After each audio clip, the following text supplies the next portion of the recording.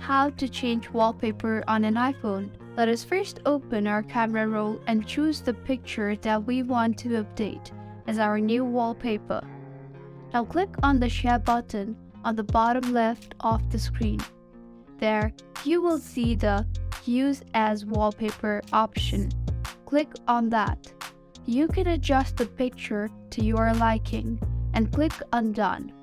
You can now choose how you want your home screen to look like. I will choose the same picture for my home screen. Let us now go to our lock screen and see our new wallpaper. You can see our wallpaper is changed successfully. I hope this video was helpful. Before leaving, please make sure you hit the subscribe button because you do not want to miss on more of our tech videos. That is all for this video. We will soon see you again with similar videos.